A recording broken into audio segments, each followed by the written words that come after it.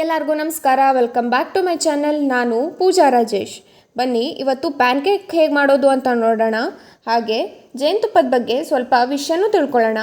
ಅದಕ್ಕಿಂತ ಮೊದಲು ಯಾರೆಲ್ಲ ಇನ್ನೂ ನನ್ನ ಚಾನಲ್ಗೆ ಸಬ್ಸ್ಕ್ರೈಬ್ ಆಗಿಲ್ವೋ ದಯವಿಟ್ಟು ಸಬ್ಸ್ಕ್ರೈಬ್ ಆಗಿ, ಹಾಗೆ ಪಕ್ಕದಲ್ಲಿರೋ ಬೆಲ್ ಐಕಾನನ್ನು ಪ್ರೆಸ್ ಮಾಡಿ. ಅದರಿಂದ ನಾನು ಯಾವುದೇ ಹೊಸ ವಿಡಿಯೋ ಹಾಕಿದ್ರೂ ನಿಮಗೆ ನೋಟಿಫಿಕೇಷನ್ ಬರುತ್ತೆ. ಬನ್ನಿ ಸ್ಟಾರ್ಟ್ ಮಾಡೋಣ. ನಾನಿಲ್ಲಿ 1 ಕಪ್ಪಷ್ಟು ಮೈದಾ ಹಿಟ್ಟನ್ನು ತೊಗೊಂಡಿದ್ದೀನಿ. ನೀವು ಇದನ್ನು ಗೋಧಿ ಹಿಟ್ಟಲ್ಲೂ ಮಾಡ್ಬೋದು. ಹಾಗೆ ರುಚಿಗೆ ಎಷ್ಟು ಬೇಕೋ ಅಷ್ಟು ಉಪ್ಪನ್ನು ಹಾಕ್ತಾಯಿದ್ದೀನಿ. ಜಾಸ್ತಿ ಉಪ್ಪು ಹಾಕಬೇಡಿ. ಅರ್ಧ ಚಮಚದಷ್ಟು ಅಡುಗೆ ಸೋಡಾ, ಹಾಗೆ 1 ಚಮಚದಷ್ಟು ಬೇಕಿಂಗ್ ಸೋಡಾ ಹಾಕ್ಕೊಳ್ತಾ ಇದ್ದೀನಿ. 2 ಚಮಚದಷ್ಟು ಬೆಣ್ಣೆನ ಇಲ್ಲಿ ಕರಗಿಸಿ ಇಟ್ಕೊಂಡಿದ್ದೀನಿ, ಇದನ್ನು ಹಾಕ್ತಾಯಿದ್ದೀನಿ.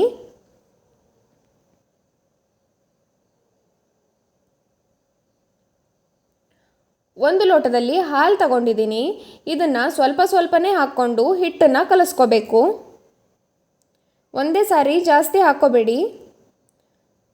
ನೋಡಿ, ಚೆನ್ನಾಗಿ ಮಿಕ್ಸ್ ಮಾಡ್ಕೋಬೇಕು. ಗಂಟಿಲ್ಲದೆ ಇದನ್ನು ಮಿಕ್ಸ್ ಮಾಡ್ಕೋಬೇಕು. ಮೈದಾ ಹಿಟ್ಟು ಅಷ್ಟೊಂದು ಒಳ್ಳೆಯದಲ್ಲ ಅಂತ ಹೇಳ್ತಾರೆ. ಯಾಕಂದರೆ ಬೆಂಜೈಲ್ ಬೆಂಜೋಯಿಕ್ ಪೆರಾಕ್ಸೈಡ್ ಅಂತ ಒಂದು ರಾಸಾಯನಿಕ ವಸ್ತುನ ಯೂಸ್ ಮಾಡಿ ಅದನ್ನು ಬ್ಲೀಚ್ ಮಾಡ್ತಾರೆ. ಆಗ ಮೈದಾ ಹಿಟ್ಟು ವೈಟ್ ಕಲರ್ ಆಗುತ್ತೆ. ಈ ಥರ ಯೂಸ್ ಮಾಡೋದ್ರಿಂದನೇ ಮೈದಾ ಹಿಟ್ಟು ಒಳ್ಳೆಯದಲ್ಲ ಅಂತ ಹೇಳ್ತಾರೆ. ಮೈದಾ ಹಿಟ್ಟನ್ನು ಯೂಸ್ ಮಾಡಿದ್ರೆ, ತುಂಬಾ ಜಾಸ್ತಿ ಯೂಸ್ ಮಾಡಿದ್ರೆ ಡಯಾಬಿಟಿಸ್, ಹಾರ್ಟ್ ಪ್ರಾಬ್ಲಮ್, ಈ ಥರ ಹೆಲ್ತ್ ಪ್ರಾಬ್ಲಮ್ಸ್ ಬರುತ್ತೆ ಅಂತ ಹೇಳ್ತಾರೆ. ನೋಡಿ, ಈ ಥರ ಹಿಟ್ಟನ್ನು ಕಲಿಸ್ಕೋಬೇಕಾಗತ್ತೆ. ತುಂಬ ತೆಳ್ಳಗೆ ಕಲಿಸ್ಕೋಬಾರ್ದು. ನೋಡ್ಕೊಂಡು ಹಾಲು ಹಾಕ್ಕೋಬೇಕು. ನಾನಿಲ್ಲಿ 1 ಚಮಚದಷ್ಟು ಸಕ್ಕರೆನ ಪುಡಿ ಮಾಡಿ ಇಟ್ಕೊಂಡಿದ್ದೆ, ಅದನ್ನು ಹಾಕ್ತಾಯಿದ್ದೀನಿ. ಎಲ್ಲನೂ ಚೆನ್ನಾಗಿ ಮಿಕ್ಸ್ ಮಾಡ್ಕೊಳ್ಳೋಣ. ನೋಡಿ, ಇದೇ ಹದದಲ್ಲಿ ಇರಬೇಕು ಹಿಟ್ಟು.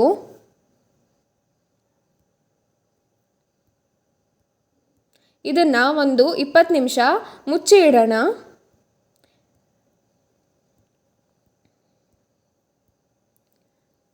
ನೋಡಿ, ಇವಾಗ ಆಗಿದೆ.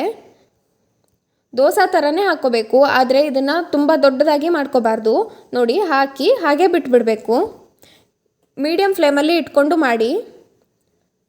ನೋಡಿ, ಮೇಲ್ಗಡೆ ಎಲ್ಲ ಬಬಲ್ಸ್ ಬರ್ತಾ ಇದೆ ಅಲ್ವಾ, ಇದೇ ಥರ ಆಗಬೇಕು. ಆವಾಗ ಇನ್ನೂ ಟೇಸ್ಟಿಯಾಗಿ ತುಂಬಾ ಚೆನ್ನಾಗಿ ಆಗುತ್ತೆ, ಸ್ಪಾಂಜಿ ಥರ ಆಗುತ್ತೆ. ಜೇನುತುಪ್ಪದ ಬಗ್ಗೆ ಸ್ವಲ್ಪ ಮಾತಾಡೋಣ. ಜೇನುತುಪ್ಪನ ಬೆಳಿಗ್ಗೆ ಉಗುರು ಬೆಚ್ಚಗೆ ಇರುವಂಥ ನೀರಿಗೆ 1 ಚಮಚದಷ್ಟು ಹಾಕ್ಕೊಂಡು ಕುಡಿದ್ರೆ ಒಳ್ಳೆಯದು. ಕೆಮ್ಮು, ಗಂಟಲಲ್ಲಿ ಏನಾದರೂ ಕಿಚ್ ಆ ಥರ ಏನಾದರೂ ಪ್ರಾಬ್ಲಮ್ ಇದ್ದರೆ ಬೇಗ ಕಡಿಮೆ ಆಗುತ್ತೆ. ವೆಯ್ಟ್ ಲಾಸ್ ಮಾಡೋದಕ್ಕೆ ಜೇನುತುಪ್ಪ ಯೂಸ್ ಮಾಡಿ, ಆರೋಗ್ಯಕ್ಕೂ ಒಳ್ಳೆಯದು. ಹಾಗೆ ವೆಯ್ಟ್ ಲಾಸ್ ಮಾಡೋದಕ್ಕೂ ಕೂಡ ಇದು ಹೆಲ್ಪ್ ಮಾಡುತ್ತೆ. ಜಾಸ್ತಿ ಯೂಸ್ ಮಾಡಿದರೆ ಹೀಟ್ ಆಗುತ್ತೆ ಅಂತ ಹೇಳ್ತಾರೆ. ಜೇನುತುಪ್ಪನೂ ಕೂಡ ರೋಗ ನಿರೋಧಕ ಶಕ್ತಿನ ಹೆಚ್ಚಿಗೆ ಮಾಡುತ್ತೆ. ನೋಡಿ, ಇದನ್ನು ಇವಾಗ ತಿರುಗಿಸಿ ಹಾಕ್ತಾಯಿದ್ದೀನಿ. ಕಲರ್ ನೋಡಿ ಎಷ್ಟು ಚೆನ್ನಾಗಿ ಬಂದಿದೆ. ಮೀಡಿಯಮ್ ಅಥವಾ ಲೋ ಫ್ಲೇಮಲ್ಲಿ ಇಟ್ಕೊಂಡು ಮಾಡಬೇಕಾಗತ್ತೆ, ಹೈ ಫ್ಲೇಮಲ್ಲಿ ಇಟ್ಕೋಬೇಡಿ. ನೋಡಿ, ಇನ್ನೊಂದು ಹಾಕಿ ತೋರಿಸ್ತೀನಿ. ನಾನಿಲ್ಲಿ ಮೀಡಿಯಮ್ ಫ್ಲೇಮಲ್ಲೇ ಇಟ್ಕೊಂಡು ಮಾಡ್ತಾಯಿದ್ದೀನಿ. ಈ ಥರ ಹಾಕಿ ಹಾಗೆ ಬಿಡಬೇಕು. ನೋಡಿ, ಈ ಥರ ಬಬಲ್ಸ್ ಬರೋದಕ್ಕೆ ಸ್ಟಾರ್ಟ್ ಆಗುತ್ತೆ. ಜೇನುತುಪ್ಪನ ನೀರಲ್ಲಿ ಹಾಕ್ಕೊಂಡು ಕುಡಿಯೋದ್ರಿಂದ ಡೈಜೆಷನ್ ಸರಿಯಾಗಿ ಆಗುತ್ತೆ. ಹಾಗೆ ಪಿತ್ತ, ಗ್ಯಾಸ್ಟ್ರಿಕ್ ಪ್ರಾಬ್ಲಮ್ ಈ ಥರ ಎಲ್ಲ ಇದ್ದರೆ ಅದೂ ಕಡಿಮೆ ಆಗುತ್ತೆ ಅಂತ ಹೇಳ್ತಾರೆ. ಜೇನುತುಪ್ಪನ ಡೈಲಿ ಮುಖಕ್ಕೆ ಹಚ್ಕೊಂಡ್ರೆ ಕಲೆ, ನೆರಿಗೆ ಈ ಥರ ಎಲ್ಲ ಏನಾದರೂ ಪ್ರಾಬ್ಲಮ್ ಇದ್ದರೆ ಹೋಗುತ್ತೆ ಅಂತ ಹೇಳ್ತಾರೆ. ನೋಡಿ, ಎಷ್ಟು ಚೆನ್ನಾಗಿ ಆಗಿದೆ. ನೋಡಿ, ಎದುರುಗಡೆ ಈ ಥರ ಆಗುತ್ತೆ. ತುಂಬ ಚೆನ್ನಾಗಿ ಬೇಯಿಸ್ಕೊಳ್ಳಿ, ಇಲ್ಲಾಂದರೆ ಒಳಗಡೆ ಹಿಟ್ಟಿರೋ ಥರ ಅನಿಸುತ್ತೆ. ಇವತ್ತು ಜೇನುತುಪ್ಪದ ಬಗ್ಗೆನೂ ತಿಳ್ಕೊಂಡಾಯಿತು, ಹಾಗೆ ಪ್ಯಾನ್ಕೇಕ್ ಮಾಡೋದು ಹೇಗೆ ಅಂತಲೂ ತಿಳ್ಕೊಂಡಾಯಿತು.